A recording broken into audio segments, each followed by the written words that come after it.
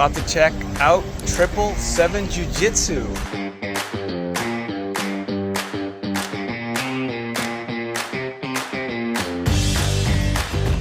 Behind every gym, there's a story, a mission, a spark of passion that started it all. This is Gymdesk Originals. Real owners, real struggles, and the communities they've built from the ground up. All right, I made it. A little bit of drive, but I'm here in Ventura County, about to check out Triple Seven Jiu Jitsu. I'm looking forward to meeting the owner and hearing all about his story. Come on in. Early. Pleasure to meet you, sir. Pleasure to meet you.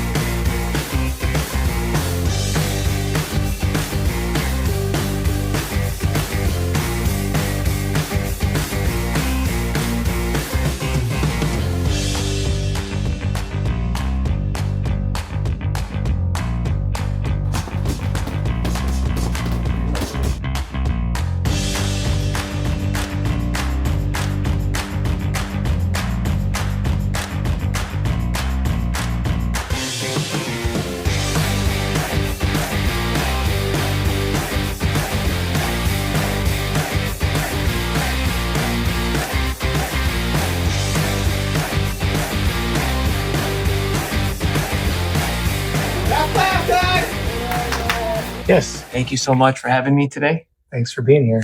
Triple Seven Jiu Jitsu. I did 2 classes today. I did a kickboxing class, Muay Thai mixture. Still sweating down my shirt from that. And then I had the pleasure of rolling earlier with, let's see, what is that? Not Cool Charlie, who's hiding in the background. And I learned some cool things. Just, I would say basic things. You were calling this out when I was rolling to not get on my hip. Yes. And it's something, I've done this for so long and I never really heard that feedback before. And Not Cool Charlie helped me kind of solidify that. So I'm grateful for it.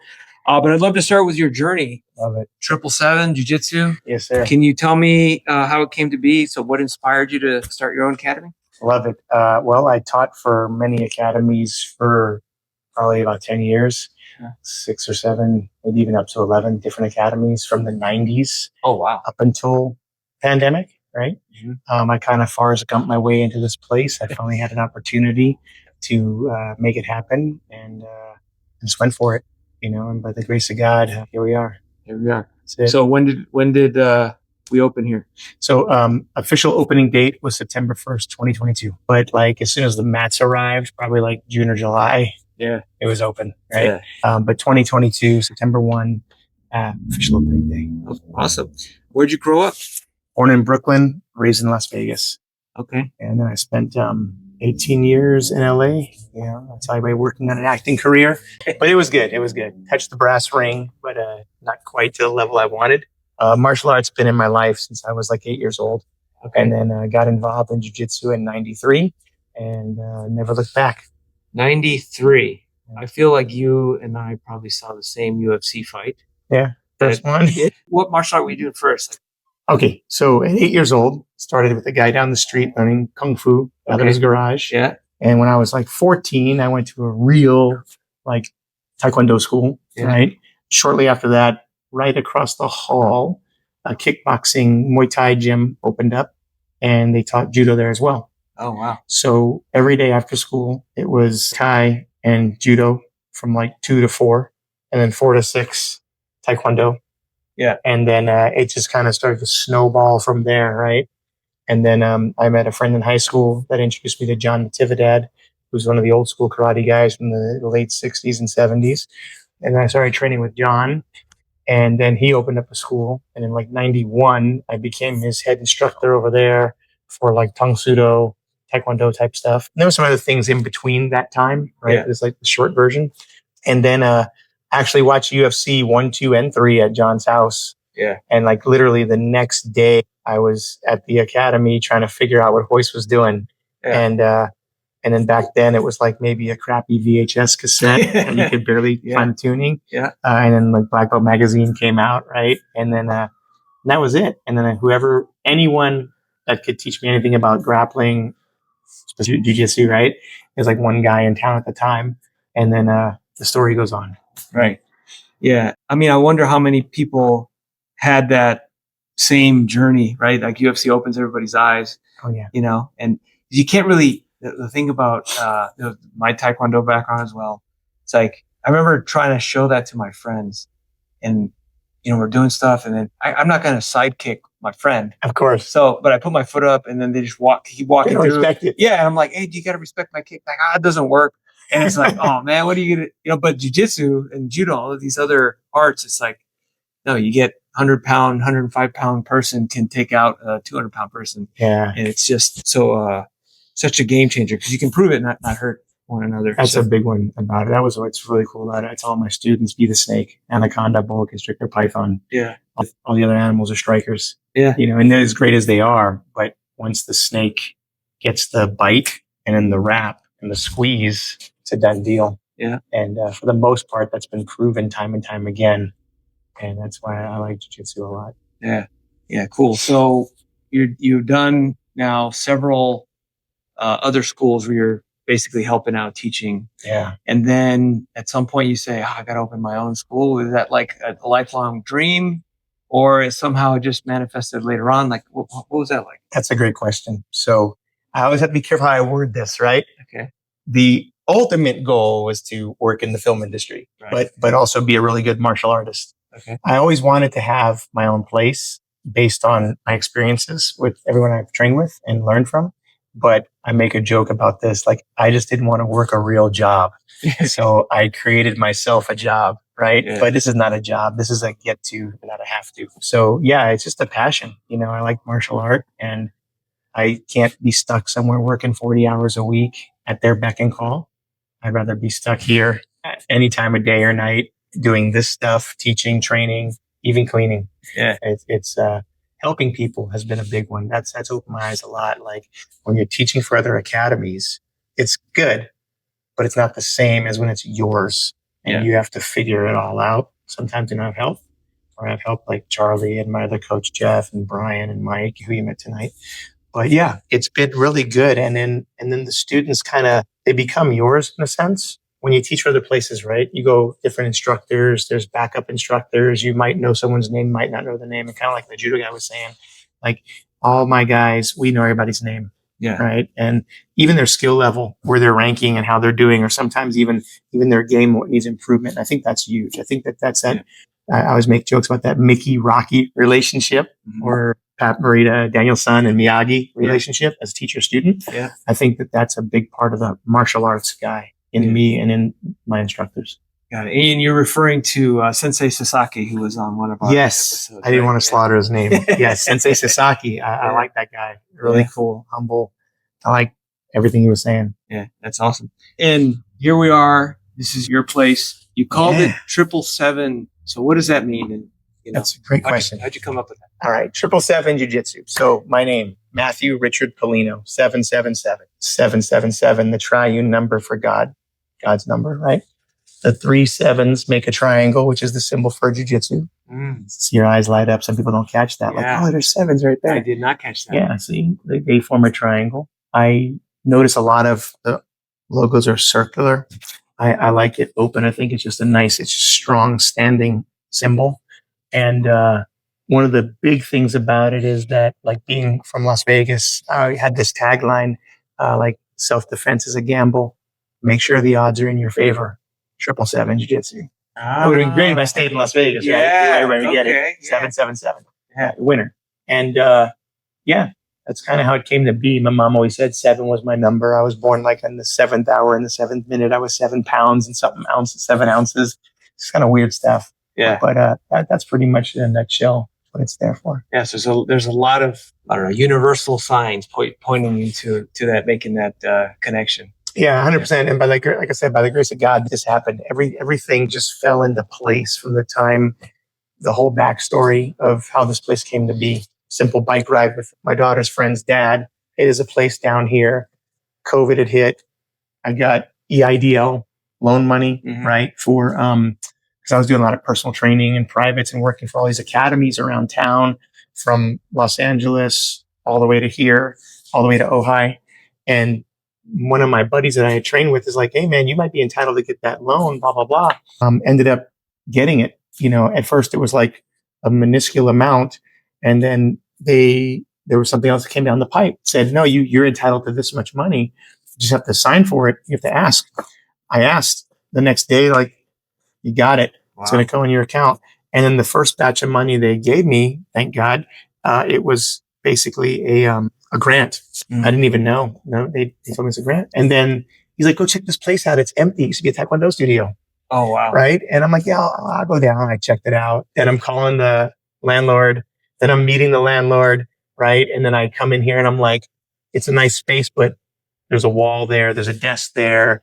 And I'm like, if he answers yes to these questions, like, can we knock this down? Can we take this out? Can I do this? And all the answers came back, yes, yes, yes, yes, yes. And then the money went through. And then I said, I'm going for it. I'm just going to pull the trigger and go. Let's see what happens.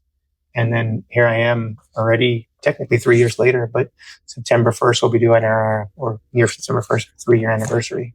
That's awesome. Yeah, it's really neat how it started. I earlier was witness to a really cool kids class, and I saw a lot of participation, movement. What I thought was fun, like an obstacle course that I'd do that. Jump in. Yeah, I'd want to jump in. So the kids must love it. But you also want to emphasize a lot of values that you have too for the kids, right? Like, yes, saw some of that. Can you talk to us a little bit about that? And I'd love to. Yeah. So I want to say that I am blessed with a great group of kids. Okay. We have some really stellar kids that come here. And what's really great about them is, we work on all the other things too, leadership and friendship and honor and respect and discipline, but we have fun. And what amazes me about these kids is that some of them be coming here almost 3 years. Some are here like almost every day. Some are here once a week. But when they're here, as you saw today, they're present, they're active, they listen, they work well together, they help each other out. There's teamwork. And I tell my students, be great training partners, live active training partners, not training dummies. Mm-hmm. And we learn faster that way. And the kids have a great time. We're getting ready to do our third summer camp. Hopefully it creates a fourth summer camp, right? It's been good. It's been good. But yeah, I want to praise the kids. We have a great group of parents too that support us. And of course the coaches help out immensely as well. But the kids class, it just started happening, man. It just started happening. And then that's it. I believe in that. Kids fitness is huge. Get off the iPads, get off the iPhones, respect, discipline, bully proof, be kind, respectful. So 2 questions on that. One is on summer camp. What does that mean? What do they do here? Awesome. Originally, what I intended it to be and what it's grown into are 2 different things. Okay. As you know, we're running a business, right? Like adapt and pivot. Original idea was to have a summer camp where outside members come, our members come, and then we just kind of pick specific things like we're going to work on nothing but headlock escapes from standing and from the ground, something we might not get around to in class because as you saw, it's like go, go, go, go, go, right? Sometimes. And then other times, how do we make the lesson engaging but not boring, right? And you want to sit there and drill like a headlock escape, like one of my logos 500,000 times, right? So I figured, hey, we'll do a summer camp and we'll have like an hour of jiu-jitsu training, and then we'll have this, and then this, and then this class. And the kids are great. They want to play an hour of dodgeball. Yeah. You know what I'm saying? Yeah. They want to build forts. They want to build clubhouses. So the first year was good. We did all that, and they did their jiu-jitsu training. But then the next year was even better. We ended up with buses and 3 field trips, the bowling alleys and the trampoline place and the skating rink. Oh, wow. And it was really, really good. Like 18 kids last year. I got 2 helpers, and I'm like, okay, cool. And so this year we're changing the times and we're doing it different times. We're doing a different field trip. We're having like Magic Act come in and things like that. And if we get around to jiu-jitsu during the summer camp time, we get around to it. But all of those kids come to jiu-jitsu class from 5 to 6:30 anyway. And if there's a child that's not part of the academy, they get that week of jiu-jitsu free. So they get to come from 5 to 6:30 as part of their summer camp. So they buy the summer camp, they jump into a week free of jiu-jitsu. And hopefully they sign up at the end. But even if they don't, the goal is to give them a great experience and expose them to something new and different. Yeah. And when those kids are here that don't train, we'll definitely make it a point to like show some jiu-jitsu during the summer camp time to get them exposed to it.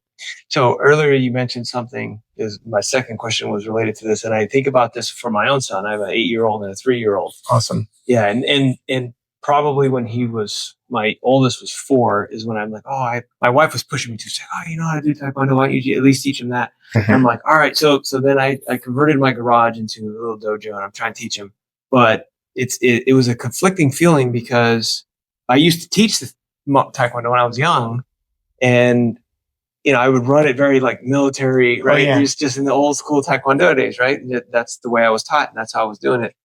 And it's always those, when the kids are like goofing off, whatever, and you have to put more attention there. And it's like, oh yeah, my kid's not gonna be like that. And my kid was so like that. He's 4, he's not paying attention. I'm like, okay, keep your legs. And he's like, and like does the boneless thing, whatever. Yeah, and I would get boneless. super frustrated. And I realized, well, the reason I get so frustrated is because I want this kid to learn a skill so that he'll be safe. Yep. I want my son to be safe, both of them. I'm like, would you guys just make it through that, that period till you get to like 40? You don't have to worry about something, like you just cruise through that area. When you think about the kids, like what's your end goal? What are you trying to mold? That's also a great question. I envision these guys being here till they go to college or get a job and start teaching here.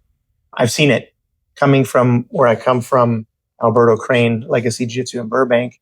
And I've watched them go from however many students they have now, or then to what they have now, schools everywhere. I don't want all that.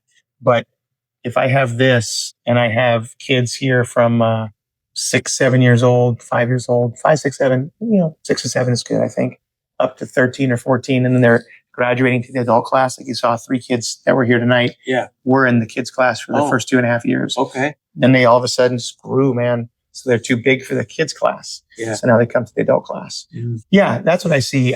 Just to create, like you said, good stand-up human beings that are confident, that don't have to fight, but God forbid if they need to, they have good self-defense skills because they've gone through the striking. They had good coaches. They have good jiu-jitsu training. And yeah, that's it. I just want them to be good at it, retain it, and who knows where it'll take them in life. You're obviously doing a great job. Thank you. Yeah. I mean, not just because of what I saw, but literally, if you go on your Google profile, you have over 170 reviews, all 5 stars. So that's awesome. But what do you think you're doing? What are you doing in your business to foster that kind of love? I like what Bruce Lee said. I think honestly expressing myself, just providing a good quality service, consistent quality service, clean, fun, friendly environment, and providing legitimate martial art instruction. And I think that's it. I have good people on my side, like Gymdesk. I got to use their stuff, right? Personal touch, boutique, small, intimate, like I say, quality. You don't show up for a couple of days, 9 times out of 10, you're getting a phone call or a text. What's up? Where you at? How are you? What's happening? It's not because you owe me money or the academy money. It's because you paid for a service. You want to be good at this. You want to lose weight. You want to get in shape, whatever it is. You got to show up to do it. Life gets in the way, family, friends, kids, priorities, but you have to make it a priority for yourself. A little bit selfish, but like you have to take care of you so you take care of others, right? And if you truly want to do this, you have to show up and you have to put in the work. There's no magic. Yeah. You're the one that's got to come here after work, in traffic, whatever. You saw the sign on the door when you walked in. Mm-hmm. It's true. This is hard, man. Make a choice. Like I like Jocko says, life is hard. Choose your hard. You want to be a black belt in jiu-jitsu? It's hard. You want to sit on the couch and eat donuts? Donut has its own kind of hard to it too, right? But yeah, definitely. If you decide you want to come here, pay, learn, train, get in shape, learn self-defense, you got to show up, put in the work. Yeah. And someone walks in here from the street, first time, what energy are you wanting to feel? What is it that you're trying to foster for someone just walking in these doors? First thing that came to mind is welcomed. Yeah. Welcome. It's tough, it's tough to walk through the door at any academy. You go around, and some academies you go to, no one looks at you. They just keep training. Some are very welcome and open, right? But if you come into a place, first of all, much respect, because They say the hardest lift is your butt up off the couch. The hardest belt to get is the white belt, right? Because you have to take that step. Yeah. Even like opening a business, you have to take the step.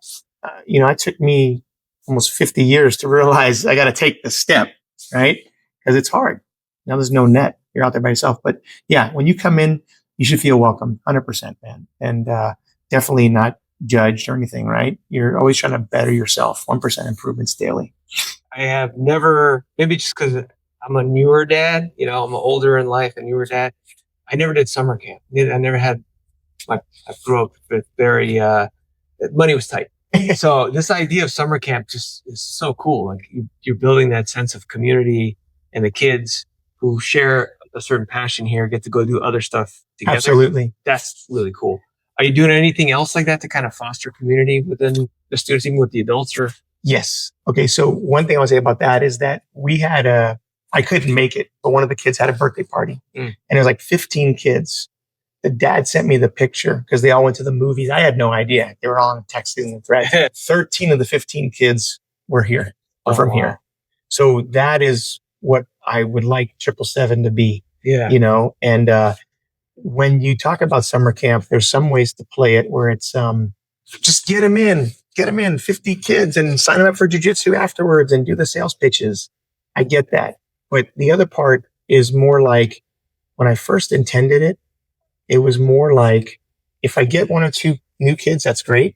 But the kids that are here now, exactly what you said, I want to build that bond of not just, we're just training partners. Now we're friendship, we're building, we're team, we can trust each other. And some of these kids are already on the mat together, 2.5, going on 3 years because, I haven't been open that long. Yeah. That is cool. Imagine if these kids are 20 and they're on the mat together since they were like 7 or 10. That's awesome. In the same place. That's really cool. So that's really the upside of it. The summer camp idea is to build that camaraderie. As far as the adults, yes, we do like, once a year we'll get together, like the 1 year anniversary, 2 anniversary. Coach Charlie came at me with some really great ideas. We're going to switch it up for the 3rd year anniversary. We're not going to do it here. Staying in that open communication. A lot of the guys are all on threads, afternoon crew, evening crew. And, just they're sharing videos with each other, talking about, hey, what do you do to lose weight? And just together, not we come here, we train, and then we don't speak to each other. And that's kind of like how we came up training, unless you were in the little cliques. But now with social media, it's like, what are you doing after class? Let's go out, eat something healthy, hopefully, guys, not a beer, but have like a salad. But, that's what the adult stuff. Like they come in and then now they have their threads and who's coming to class today. Hey, you showing up? No, I got to work. Okay, I'll see you. We'll work on it tomorrow. So I think that's really cool. Yeah. So 3 years in business, have you had any moments where you're like, wow, we're making an impact, or like a feeling of like, where your soul's like, yeah, this is why I'm doing this? Yeah.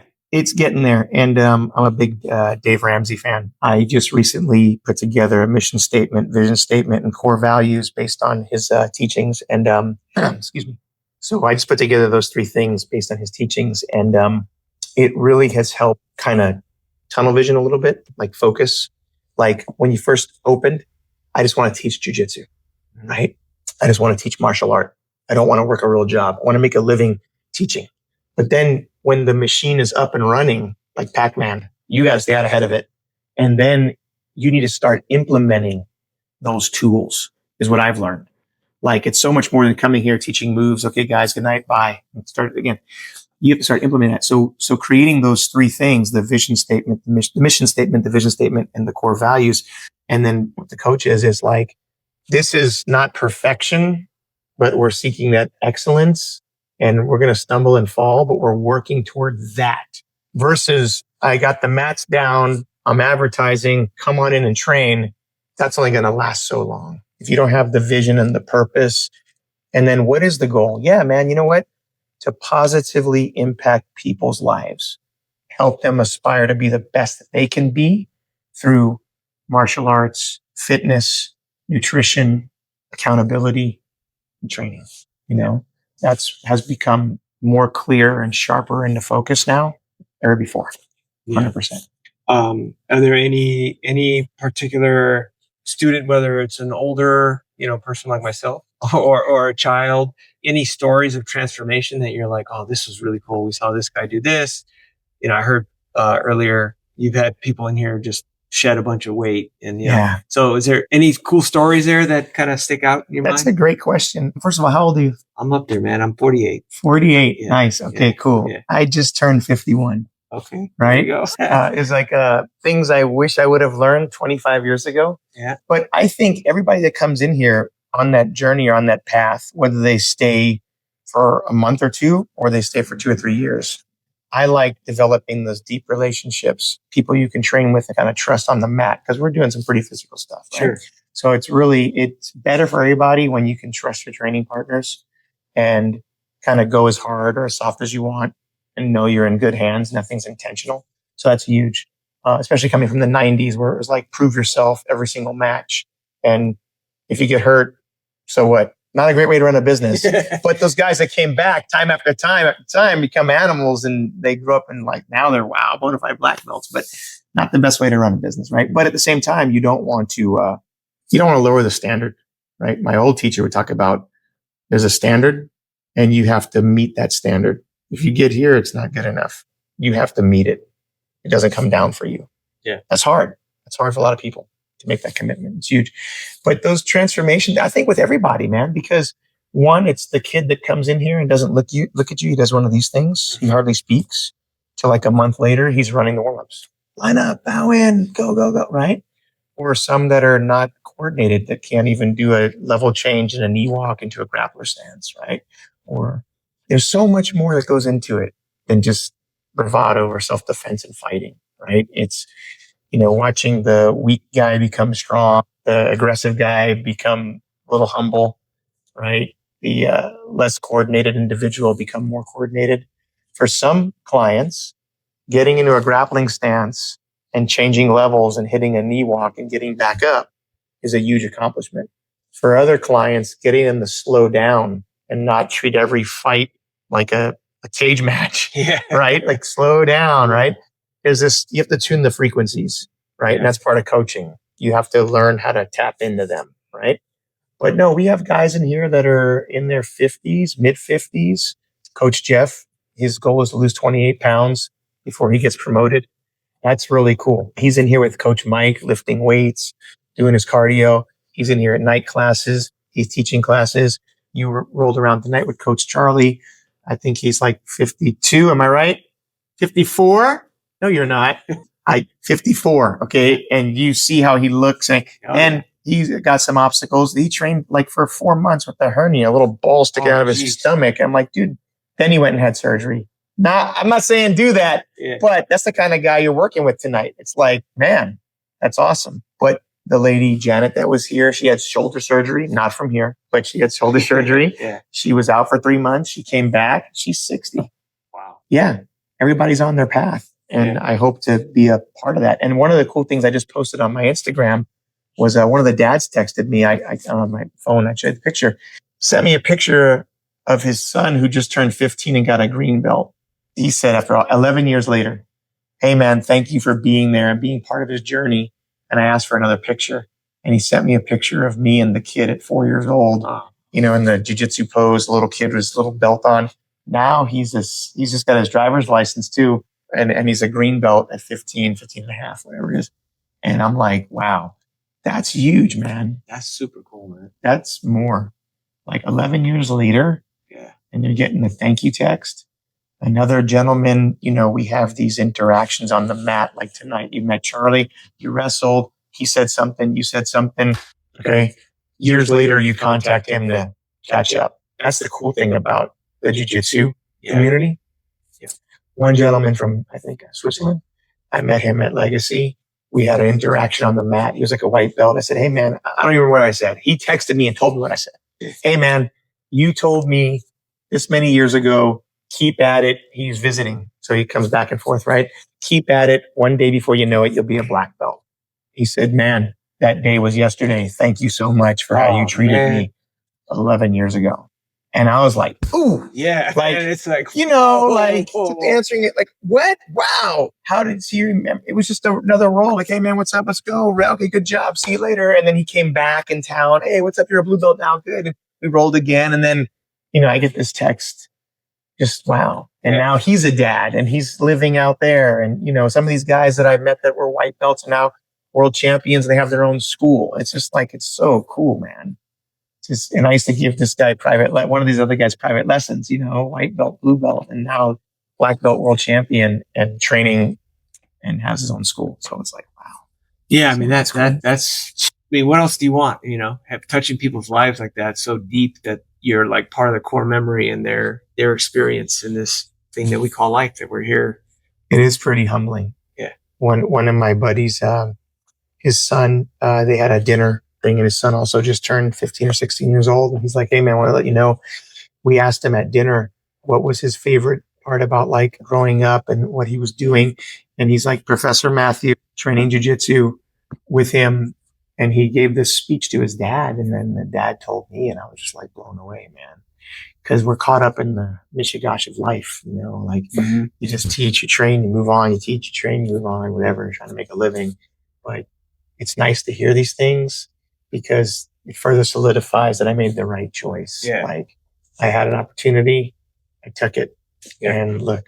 I've been in the tech space now for, too long. Yeah. So 25 years or whatever it is. And I made plenty of mistakes. I got the guillotine. I got guillotined twice, maybe 3 times. Try to roll out of it and I ended up in a, just as bad of a spot. But I'm like, I remember that. I don't want that to happen again. So it's like motivation for me not to let that happen again, right? So mistakes are often the best teachers, right? Been here 3 years, anything that comes to mind, like, oh man, we tried this, failed miserably. Yes, absolutely. Without being negative. And it's a lot of jiu-jitsu guys, a lot of schools could probably relate to this, is the idea of trusting people too quickly, too early. Yeah. That sort of thing. And what I've learned about now, again, the transformation for myself has been from martial arts guy to business owner and learning about business and running business. Success is a series of failures. Yeah. You just don't stop. You pivot and you adapt and you adjust. But that's one of the big takeaways. I think like all of us being this equal age almost, right? Same growing up, right? Yeah. What happened when we were little? You tried something. Most of your peers, oh, you suck. Forget it. You'll never be good. And what do? We let that shut us down. And I tell all my students, everyone sucks at first. You're going to suck. Embrace the suck. Yeah. Try to suck a little bit less each day. Yeah. Because you start off, it's not going to be good. It's not going to be perfect. And maybe some things you catch on to, but then there's other moves that are just completely terrible. So do you shy away from it or do you embrace it? And so that's a big thing. Yeah. Changing your mindset. That's what I learned a lot too in regards to the business side of it. Like, you got to try new things. You got to accept the fact that it's going to be terrible at first. You're going to make mistakes, but there's a saying that I like. We make errors. If you continuously make the same error, then it becomes a mistake. Yeah. So you make an error, you don't fail unless you stop, right? Overcome those challenges and adjust and pivot. If it's working, expand on it. If it's not working, figure out why and try to fix it. Yeah. But yeah, I think for those guys out there that you talked about, like I remember the other interviews, what do you say, guys starting your own school? They're popping up everywhere. You have to have your stuff together. And you're going to fail. You're going to stumble. You're going to make mistakes. You're going to piss people off. You're going to get your feelings hurt. But be true to yourself. Be a genuine person and provide a good service to your community. Yeah. Through martial art, through training, through physical fitness. I think that's a big one. Yeah. So pivoting to how you found us, and we're grateful for your business. Yes, absolutely. And I'm thrilled to be here. Like I said, it's an honor for me too. But how did you find us? Like, how'd you choose us? Okay. So, I was with a particular mastermind group and they have like many clients, right? So, the other CRM guys come up in conversation and Gymdesk was one of them. And I've heard, I don't want to knock anybody else, but like I've heard through other academy owners, like this software is that, blah, blah, blah. And, when I looked in the Gymdesk, just starting out, right? Price wise for me, for what they offered was perfect. 0 to 50 members, 0 to 75 members, X amount of dollars, right? And I'm like, that's great. I'll give it a try. Cause I had, in the beginning, pen and paper. Yeah. This guy paid me, that guy paid me, this guy paid me. Okay. It's 20 pays. I got to start finding a way to systematize this. It's not going to work. Yeah. It happens fast. And then I was using someone else basically for nothing, and then they ended up shutting down. And it goes to that failure thing. Like, there's some guys that are jiu-jitsu guys that made their own something similar, right? Because they know the belt system or whatever. And then they got double crossed and something happened and they had to pull the plug. Now I had to get all the client lists from them. I called you guys, Gymdesk, and like, hey man, can you guys take this over? Boom, boom, boom. And then it's been gravy ever since. I think I've been with you guys like 2.5 years now, maybe 2. I'm not sure, but definitely in that range, because I was open for like 6 months before using anything but pen and paper. Right. And then I got the other guy for a short amount of time. And it's hard to start up a business. As you know, we talked about Gymdesk starting out, right? And he had to shut down. He had everything pretty good because he's a martial arts guy, but it didn't work out. Yeah. And then that's how I said, okay, I'm just going to pivot over here because it just worked price wise. And honestly, it was simple. It was just like, it was designed for martial arts, really like designed for martial arts, not a gym. They had a belt system. They understood tracking. And I'm like, okay, I'm going to go with these guys. Yeah. And here we are today. Yeah, awesome. Any core features that are like, oh man, I love this part of Gymdesk that you use all the time? Yeah, when I tell my students check in the class, I don't promote solely on check-ins. Your skill level on the mat matters immensely, but the check-ins kind of help. Or, hey, this guy hasn't checked in the class for like 3 days. Yeah, he needs to get a phone call or a text. Mm-hmm. Oh, this guy's ready for his next belt or his next stripe. It helps out because once you start hitting 40, 50, 60, 100 students, it's hard to monitor everybody, right? So I like those features a lot. I like how you can go in the inside and 20 hours is a stripe or 40 hours is a stripe. You can adjust it. That's really cool. I like the belt ranking system. You guys got it covered. The kids belts, the adult belts, even the red stripe, if you do that, or the 4 stripes when they joined. Yeah, all those features. And honestly, since we've talked, I realized how much I'm not utilizing of Gymdesk, right? Yeah. So we're going to try to fix that here in the near future. But yeah. Yeah, and I'm excited about some of these things we talked about, like the marketing automations. I think it'll be huge. Letting the software do all of the follow-ups for you, letting the logic work in your favor. 2 days, send a message, no response, send a message. If you become a member, stop messaging. There's all kinds of cool things on there that I think you'll really appreciate using. 100%. Any feedback from the actual your students around the software? They said anything? No, I think it's actually pretty user friendly for them. I tell them, look, you guys can go on the website and check in through the website, right? And I don't know if it's actually called an app, but I know you can download the image onto your phone, press the button, check into your classes. Yes. Pretty easy. I don't need an iPad in the front when you walk in. I don't need a sign up sheet. Because at one time I thought about the iPad, but I think it's kind of become obsolete. You don't need to just check in on the phone, check on the website, no problem. They can check in, I think, before class. They can even check in after class, if I'm not mistaken, but not during class, maybe. But I think before and after they can check in, or I go in automatically and I could check them in and I get text messages. And I think that's going to be a great help because I think we're all very hands-on, but it does get a little taxing when you're the guy texting. Because I'll send out 50 text messages to all of my students, in addition to like the mass text with one button click.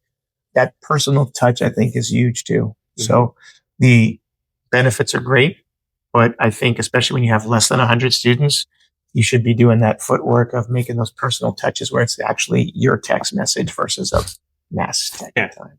Yeah, just kind of keeping the connection with the individuals. I think so. I think that's very important, especially like, say his name again. Sasaki. Like he was saying, it is, he gets it, man. It's the tradition. It's very intimate. You're learning these people. You're not just a number. You're not just a student where, you can't pay. You don't show up. We don't call you. Oh, you can't come in because you didn't pay your tuition. You're building these relationships, and over time, it blossoms into other things, like people become instructors. Kids grow up on the mat. I've seen people propose with a significant other on the mat at the academy. That's how big this becomes in some people's lives. Yeah. And it's really cool. Yeah. But personal touch is huge. So you've been in it for 3 years. If you for whatever reason said, I'm starting tomorrow, but you have all this knowledge of the last 3 years. What advice would you give yourself if you're starting from scratch, opening a gym in 2025? I've learned, and this goes against how I felt in the beginning, but like I've learned that good is better than perfect. Don't let, what do you say? Don't let perfection be the enemy of good. I'm not saying throw up slop and be good enough or fake it till you make it. Don't do that stuff. But like, you got to take the step. You got to start doing it. But at the same time, it's not as easy as people think it is. Like, just throw down some mats and advertise on Facebook and everything will be taken care of. As far as business goes, depending upon where you live, it's different, say in Wisconsin than it is in California or LA or Ventura. Yeah, there's a lot of stuff behind the scenes, rent, insurance, parking, contracts, all that kind of stuff. I think that when you're younger or when you're into it, you just want to start. And it's like, oh, I'm going to put the mats down and we're going to start training. That's such a small piece of it. Yeah. Man. It's so small. But that you got to start somewhere, right? Everyone's got to start somewhere. There are some people that they sit and they plan everything out and they just get going. You see that meme with a thinker? Yeah. And then the doer's just like footsteps as he already started? Yeah. I'm kind of a mixture of both, especially now. Yeah. Especially now, knowing what I know now. Because sometimes you start, you get into it, and now you're in it and you're up to your chest in it and you don't know what to do next because you didn't really plan and you're trying not to sink. So I think that's a big one, is don't over plan, because you got to start generating business and income and get the word out. But, yeah, that's the one right there. Because a lot of people like, you should have done this years ago. I wasn't ready for it years ago. Yeah. People told me way back in their 90s, you should have your own academy. No way, man. I'm not mature enough. I was not ready. Yeah. And so now I'm older and I've learned a lot and I'm different person, right? Yeah. You learn, you grow. But, yeah, I think that, it can be done for you guys out there watching. If you want to do it, it can be done. Follow your heart, follow your gut, but you got to do your due diligence and you have to take the proper steps and you have to study, and cover your backside for sure.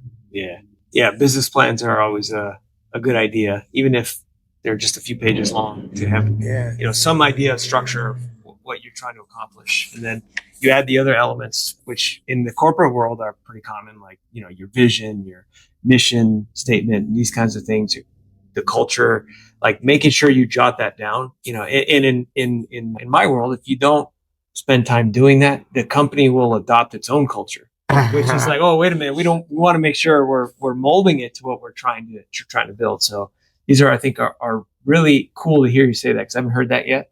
But to have that kind of, I'll say, I don't know, foresight to make sure that you have these elements in consideration so that it doesn't end up drifting to something that you didn't want it to become. So I'm going to slaughter this, but I picked up from Dave Ramsey, but I'll make my own version of it, is that the only thing that's for certain when you lack vision and direction that you can count on your team, or I don't like to use employees either, team members, right, is chaos, confusion, and carnage. That's guaranteed. Yeah. So you have to be the guy with the drive and the direction, articulate that to your people and your team, and then they have to be on board with it. And you have to find the right people in the right seats on the right bus, Mm-hmm. And these are things that are resonating with me now, which I didn't know 3 years ago. Mm-hmm. And that's why I said before about trusting people and watching your back and guarding yourself.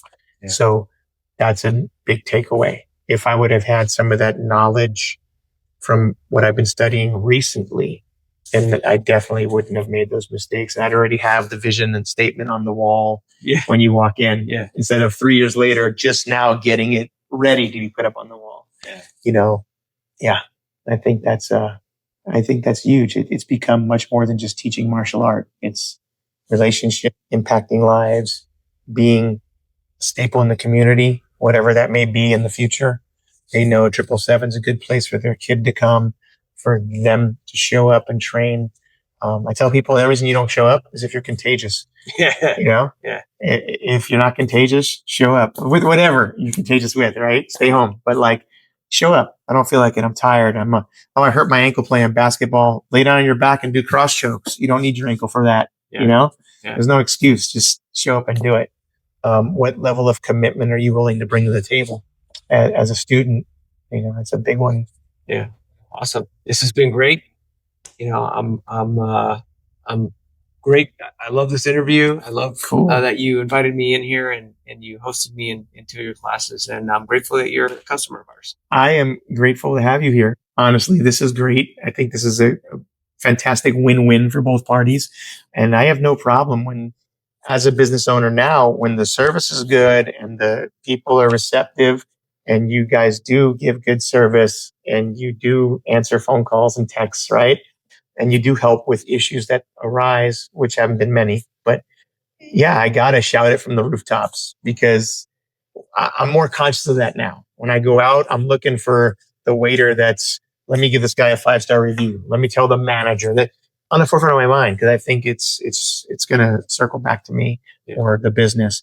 And this is hard, man. Running the business is hard, whatever business it is. And you're trying to do your best, right? Someone said that most people, McDonald's messes up your order 57 times. You're cool with it. The small guy messes something up and you skewer him all over the internet. Yeah. It's like, come on, guys, but I'm being, funny, but, yeah, no, it's been good. I'm not going anywhere. And I'm looking forward to our next conversation about what we discussed previously about adding to what 777 already has through Gymdesk. So yeah, awesome. Thank you very much, sir. Boom. Thank you. It's been a pleasure. Yeah. Thanks, guys. Coach Mike, that was awesome. Thank you, man. I had it was a kickboxing class, right? And there was a Muay Thai mixed into it. Yeah, I like to do a little bit of everything. And I like the Muay Thai base because I come from more MMA background. Okay, so I came from boxing first, and then I got into Jiu Jitsu as well, and then also Muay Thai. And what I like about them is that the stance is always the same. So I like the square stance. Yeah. Because I can transition from doing, peekaboo style boxing to jump right into a double leg takedown or immediately go right into throwing kicks and elbows and stuff like that. So, got it, right. So you started like straight up traditional boxing? Yeah. And how long did you do that for? I did that for a couple of years over with the Centeno family in Oxnard. Hugo Centeno Jr. and then his father, Senior, and then his brother. They all have their own spot over in Oxnard now. And, Centeno's taking over the world right now in Oxnard. Yeah. So I started off with them and I actually started teaching kids classes with them. Okay. So at this point, you're like super confident in boxing. Right? Yeah. Yeah. I love it. That's why I'm always focusing on the jab and stuff like that. I started with hands first and then I go into kicks. Okay. So what was it like? What happened? You're like, I better get my kick game. Like, because you were like into boxing then. Well, what it was that I started going against the guys that were in Muay Thai. And so when you have boxing stance, your lead legs are sitting right there, and all they want to do is just blast it. So I used to be stubborn. I used to have that Rocky Balboa syndrome, just take it and keep going. You know what I mean? But it ended up, being more hurting my health instead. So I learned how to work my head movement. Honestly, I tell everybody the best way to learn how to check kicks is eat them. Yeah. Because eventually you're just gonna start doing it. You know what I mean? So started working that, and then I ended up working with Pooh Muay Thai. I originally started out with Gracie Mohambi, okay? And Jonathan Pooh has started out teaching kickboxing classes over there before he opened up his own gym. So his first two students are good buddies of mine, and I ended up after, one of them went pro, the other one, kept training and stuff like that. Both those brothers ended up training me. Okay. So I ended up working with them, and then they ended up being my crews. So I ended up getting there, and then I got into more traditional Muay Thai, and then I started more mixing it up into my game, stuff like that. And so where did the Jiu-Jitsu come in? Like, where did you? Well, my father and my family all came from wrestling. Oh, okay. Okay, yeah. So it was a natural thing for me, and once I got into it, I just loved being on the ground. Yeah. So, and when I watched the first UFC, for my first MMA fight, this is the first thing I saw, was watching Royce Gracie take someone down and imposing his will. And me being a little guy, that's what really interests me. So even my first class, I saw a 115-pound female purple belt taking on a 200-pound guy, and I was like, that's my sport. Yeah. Because look at me, I'm a run. You know what I'm saying? But before, I used to always have that small man syndrome. You know what I mean? I wanted to be bigger. Now I like being the 144-pound guy destroying 250-pound guys. Yeah. You know what I mean? So my whole thing is now I always believe in this. You defend the belt that you've been given, defend the academy that gave you the belt, and you also make the sale. And what's the sale? Use jiu-jitsu. So if me as a little guy taking out a bigger opponent and I'm imposing my will, I'm showing what the art can really do. Right? So I got really into doing that. And so ever since then, I've just been studying. So what I do with my 10 a.m. classes is I do 5 days out of the week. And what I did is I break it down. So this whole week we're working guard, right? So day one, we're working closed guard passes. Okay. Then day 2, we're going to work your sweeps. Okay. We're just going to focus on that. Then day 3, we're going to go into opening the guard and now working open guard passes. Okay. Day 4, we're going to do no gi submissions, arm bars, triangles, guillotines, omoplatas, right? Kimuras. They all connect. Okay. Then day 5, we use the gi. We do cross collar chokes, baseball bat chokes, okay? Using the grips to go and use the sweeps and stuff like that. So I like to break it down that way so I can definitely go ahead and get the whole entire base for you. And then also I break it down for the whole week so everybody knows what we're working on that day. So if anybody's at night, has a 10 a.m. available to them and they're like, hey, I need to work on escapes. We're working that today. They'll come in and they'll do that. That makes a lot of sense. You know what I mean? I know I need to work on this. I look on the calendar. I go do that class then. Yeah, because that's what we're going to focus on today. Yeah. And I can spend that whole hour doing the technique, breaking down, letting you know where you need to place your movement, where's your base need to be at, and so on and so forth. And then after that, we hit 12 noon. And then we hit 11 a.m. From 11 a.m. we do open rack. Yeah. We free roll. Now let's apply it in real life. Yeah. Okay. But we just learned now we're going to apply it in real life. And sometimes I'll be like, okay, since we started with this position today, you're going to start from that position. Yeah. Okay. And just have it fun. Yeah. And then it's just. And then I keep repeating it over and over again. To me, fundamentals is the most important thing. It's the foundation, and it leads to, more advanced game. But if your mechanics aren't with the fundamentals, how can I teach you advanced stuff if you don't move correctly? Right. And if it doesn't feel comfortable for you. Yeah. Right. So that's how I like to do my game. That's awesome. So how long have you been training and teaching here? Well, here we're going on 3 years now. Okay. So when I first came in here, I just came to be a student. Yeah. I was doing a lot of no-gi for a long period of time, and I had kind of steered away from the gi for a little bit. So I wanted to come back to the traditions, right? Yeah.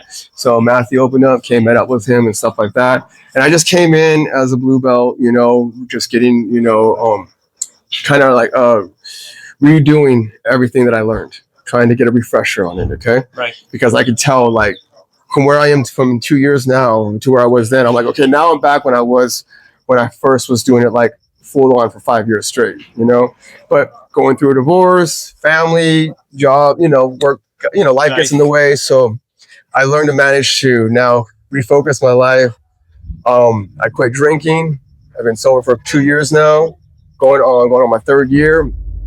I focused, I got into fitness. This is what jiu-jitsu, all that got me into getting into fitness. I went to school, paid for that, got my certification, became a personal trainer, started training fighters how to get ready for fights and competitions, started training people how to lose weight. I got like a very high success rate. Everybody gets results. Oh, I don't work with you. If you don't show up, I don't work with you. So I started doing that and got me into doing that. And so I just started to be more like, I want to lead by example.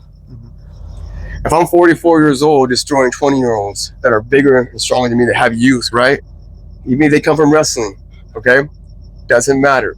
If I stay with my health and my fitness and I can keep doing what I'm supposed to be doing, maybe I can inspire someone else to want to have a better, healthier lifestyle. Yeah, it's awesome. That's how I look at it. So if I'm a coach, I got to lead by example. Yeah. Okay? So if I'm doing it and I'm telling you, you need to do it, then I need to do it too. Yeah. I don't feel like I want to be a preacher who doesn't practice what he preaches. Yeah. That's how I look at it. Yeah, that's awesome. Well, I mean, I haven't done very many kickboxing classes. I had long ago. I had a taekwondo background. Okay, cool. So that makes a lot of sense. You can see you had some kicks in you, all right? Yeah, I got a little kick in me.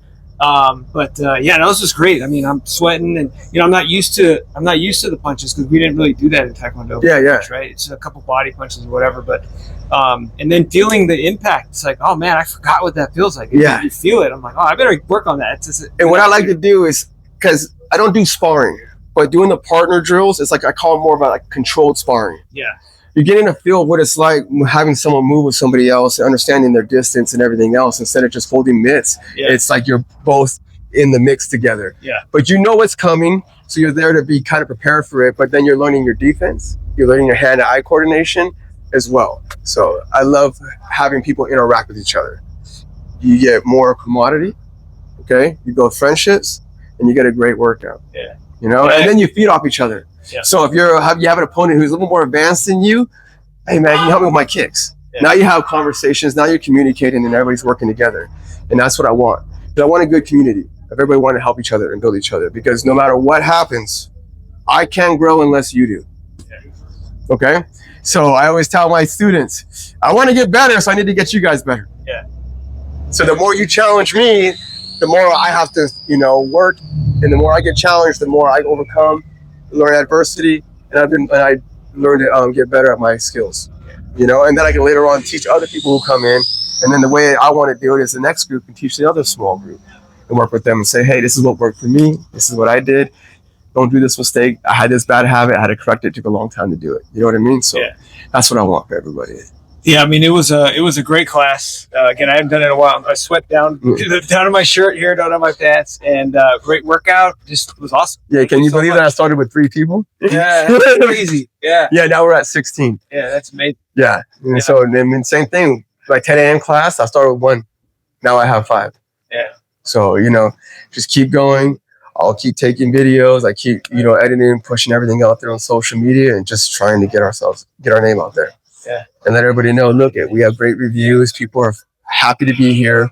I get people coming from other gyms that are like, hey, you know what? The competitive gyms, they're all strict competition. It's just a little intimidating. I understand. Come over here. We'll welcome you in. We'll work with you. We'll help build you. The way I like to do things is I don't like to do takedowns until I know your body mechanics. Like if you can't do the warm-up, how am I going to teach you a double leg? Yeah. Right? So I make sure I slowly, gradually build you. And I like it small like this because then I can actually really give you the time and attention you need. Yeah. So that's what I would do. Makes sense. And like I said, it was great. I did feel the camaraderie in there. Yes. Everyone's just trying to help each other out. I mean, that's one thing we teach here. That's really important is make it a welcoming home for everyone. That's the most important. Okay.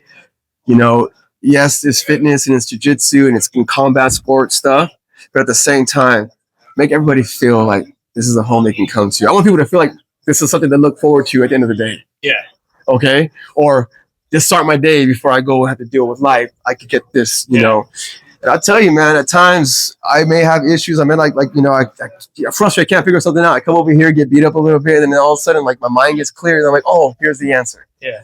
You know what I mean? Yeah. There's definitely something about the physical aspect of, letting it out. Exactly. Yeah. And then discovering to yourself, like, hey, man, I can actually, I had 2 white belts do a 10-minute round a day. This was our first time. They usually do maybe 5 minutes. First start out with 2, and they got to 5. They did a whole 10-minute. That's a long time. Yeah. And I'm talking about no one caught each other. It was back and forth. It was defending. They were trying to get each other, right? And they were like, look at their hands were like this. But I was like, you guys just did 10 minutes. You just learn that you can actually, your condition's evolving. Yeah. It's moving up. So just watching those little milestones and then them going, wow, I can grapple for 10 minutes. I remember my first day, I couldn't do the warm up. Yeah. Now I'm grappling for 10 minutes and not getting defeated. Right. So there's growth going on in there. That's great. So I love seeing all that stuff. And I'm that way too. Those guys will all tell you too. If I walk up to you and I notice that when you first day 1, you were 15, 20 pounds heavier and you lost that weight, I'll come up to you and be like, yo, man, where'd you go? You know what I mean? Because I want them to know that I see their progress. Yeah. Always positive reinforcement. Okay. You can tell someone they're doing wrong all the time and they're never good. But if you help them correct it and then let them know, hey, you're doing a great job now. I see the difference. I see the improvement. Keep it up. That's all that matters, right? I tell everybody all the time. It's always, I know it's a cliche, but it's simple.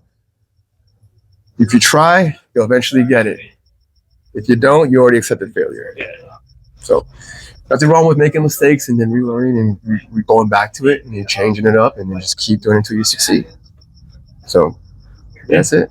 That's awesome, man. I appreciate it. Yeah, well, thank you so much for hosting. Appreciate the class. Thank you, man. I appreciate it, dude. Yeah. Hi, my name is Coach Mike over here at Triple Seven Jiu Jitsu. Come on in and check us out and have a great time.